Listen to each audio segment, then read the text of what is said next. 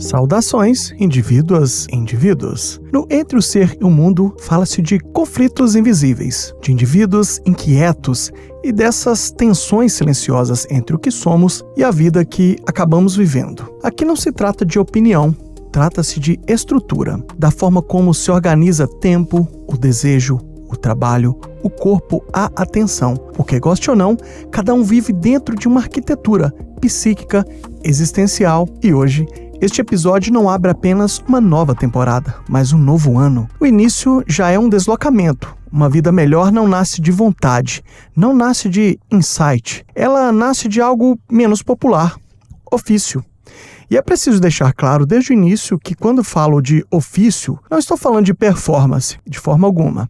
Não se trata de parecer disciplinado, não se trata de virar uma versão otimizada de si. Trata-se de uma construção genuína, de erguer pouco a pouco uma forma de vida que se sustente, mesmo quando ninguém está olhando. Por isso, para abrir 2026, nasce uma série especial, Ofícios de Si, Arquiteturas do Ser. Será uma série com 3 episódios sobre aquilo que quase nunca se ensina, como se constrói um ser humano. Porque antes de buscar felicidade ou sentido, existe uma tarefa mais básica e mais difícil: erguer uma forma de vida habitável. Para começar, vamos falar de um conceito antigo e talvez mais urgente do que nunca. Bem-vindos à segunda temporada de Entre o Ser e o Mundo, e hoje vamos falar sobre ataraxia. Porque vivemos com a mente em modo multitarefa permanente. Notificações, prazos, comparações, expectativas, tudo pede atenção ao mesmo tempo. Não é que estejamos sempre em crise, é pior, estamos constantemente perturbados. Nesse cenário, essa palavra antiga volta a nos encarar com ironia e urgência: ataraxia. Conceito grego que não promete felicidade eufórica, mas algo talvez que seja raro hoje: estabilidade interior. Não se trata de desligar do mundo, trata-se de não ser esmagado por ele. Isto posto, agora vamos ao episódio de hoje.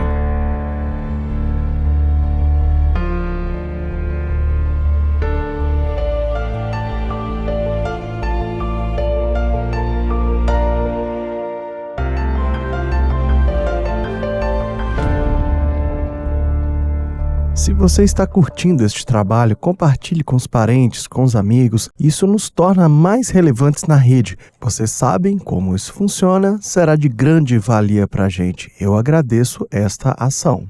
No grego antigo, ataraxia significa literalmente ausência de perturbação. E é aqui que nasce o primeiro erro moderno: imaginar que isso descreve alguém sem problemas, alguém blindado da vida, alguém vivendo numa bolha emocional. Isso não é só falso, é infantil. Ataraxia não é apatia, não é indiferença, não é anestesia e definitivamente não é deixar de sentir. Ela é um estado de equilíbrio interior que permite atravessar os altos e baixos da existência sem ser despedaçado por eles. Incertezas, frustrações, perdas, tensões, tudo continua lá. O que não muda não é o mundo, é o eixo. Talvez a imagem mais precisa seja um centro de gravidade emocional. Você ainda sente, se afeta, mas não é mais arremessado de um extremo ao outro. Da euforia à angústia, da esperança inflada ao colapso psíquico. Há algo em você que permanece, uma estabilidade consistente.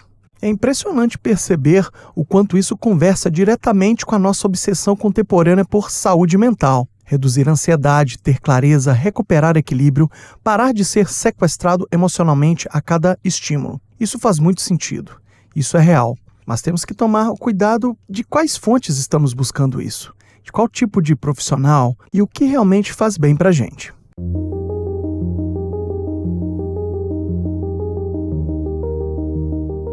Esse ideal de tranquilidade era tão central que as escolas inteiras se organizavam em torno dele, cada uma com uma estratégia distinta. Os céticos, inspirados no filósofo Pirro, partiram de uma intuição radical. Talvez soframos menos se abrirmos mão da obsessão por certezas. Eles chamavam isso de epoché, a suspensão do juízo. Não é passividade, é alívio. Ao não precisar estar certo o tempo todo, a mente se torna mais leve. A ataraxia nasce da renúncia ao combate permanente por verdades absolutas. Já para Epicuro, que é talvez a mais mal compreendida de todas essas escolas, vendida quando a gente ouve Epicuro, pensa logo em hedonismo, busca por prazer sem fim, festas de luxo, e o que a gente vê não é bem isso. A gente vai demolir aqui essa caricatura. Epicuro associava a felicidade a duas coisas: a aponia, a ausência de dor física, e a ataraxia, a ausência de perturbação da alma. Mas o prazer que ele defendia era o oposto do excesso. Então, para Epicuro, os grandes vilões da tranquilidade eram o que ele chamava de desejos vazios: fama, riqueza excessiva, poder, porque são desejos insaciáveis. Quanto mais você tem, mais você quer. Isso gera uma angústia constante. O verdadeiro prazer, para ele, estava nas coisas simples e duradouras: amizade, moderação, uma boa conversa. Então, Epicuro trazia aí também este prazer de não sentir dor e não sentir medo. O ponto central da filosofia dele era essa superação do medo. Principalmente o quê? Fica a dica, hein, pessoal? Medo dos deuses, que ele acreditava serem indiferentes a nós, e o mais importante de todos, o medo da morte. Então, para ele, a serenidade vinha de uma vida simples e superação do medo. Mas ainda temos a terceira via, a terceira escola, a dos estoicos. Sêneca e Marco Aurélio mudam completamente o eixo da questão. A serenidade não vem de suspender juízos nem de organizar prazeres, mas de aprender a distinguir o que depende de nós e o que não depende. Pensamentos, atitudes, valores, isso é nosso. Eventos externos, opiniões alheias, destino, morte, não são. O sofrimento nasce quando tentamos controlar o segundo grupo e negligenciamos o primeiro. Assim, a ataraxia estoica surge quando a energia psíquica volta-se para onde há uma ação possível. Como exemplo, temos estar preso no engarrafamento. Eu odeio engarrafamento, eu acho que todo mundo, né? Mas vamos passar a viagem buzinando e xingando, que nós temos o controle, ou vamos ouvir o podcast Entre o Ser e o Mundo e aceitar a situação? A ataraxia estoica nasce dessa sabedoria: aceitar o destino e focar toda a nossa energia em agir em virtude e razão dentro do campo que nos foi dado.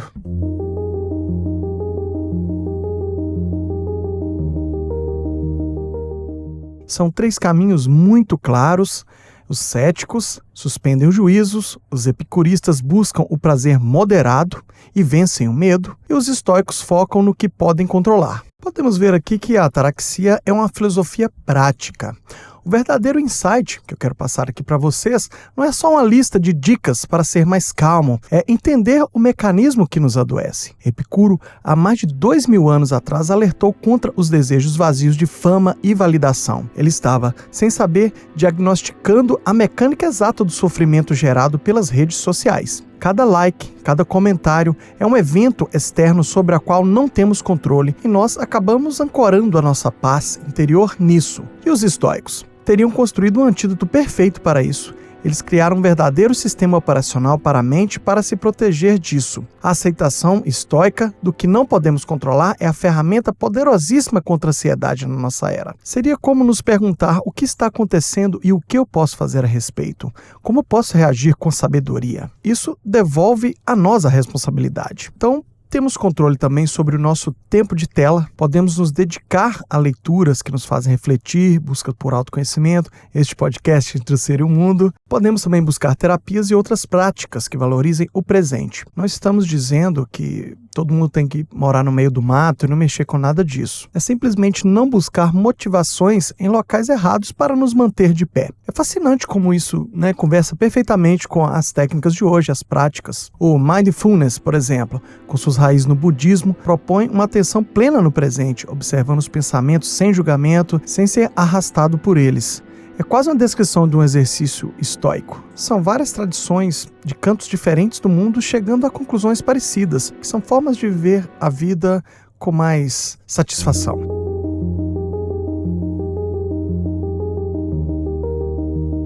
Então vamos voltar à ataraxia.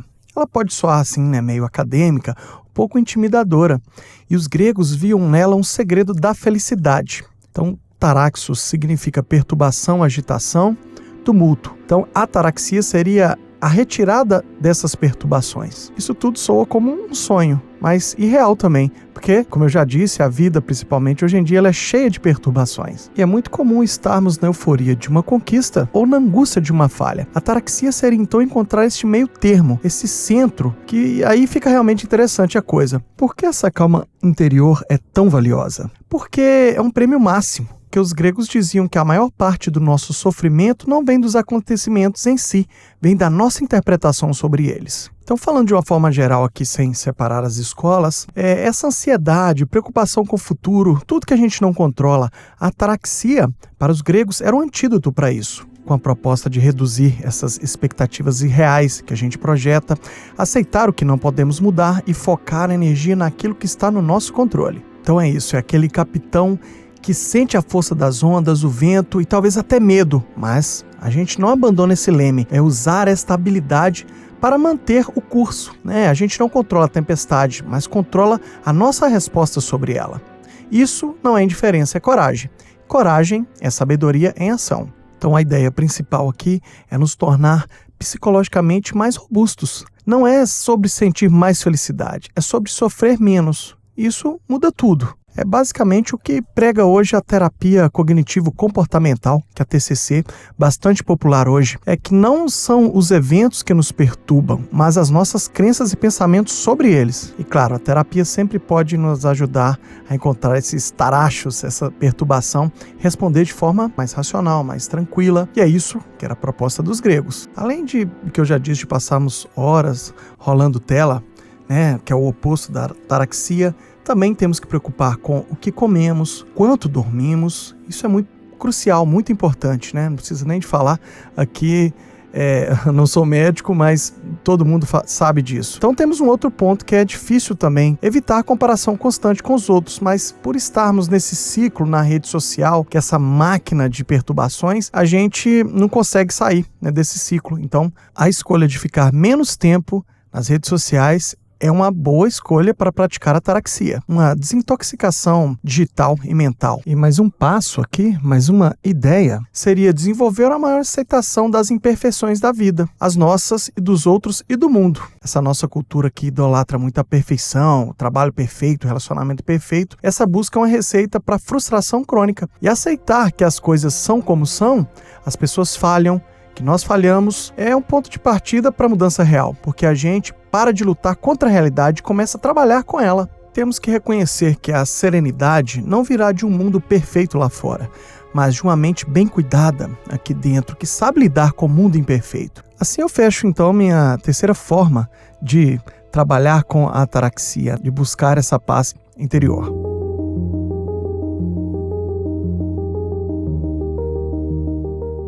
Então, fazendo o balanço, um resumo aqui dessa nossa bela jornada, nós fomos das ruas da Grécia Antiga, onde a ataraxia era um ideal de sabedoria, até a tela do nosso celular, onde ela reaparece como uma necessidade urgente. Vimos como as escolas trabalharam com a ataraxia e mostrando assim a sua importância e algumas formas aí de ver a vida para a gente levar ela mais leve. A busca da felicidade sendo a redução desse sofrimento.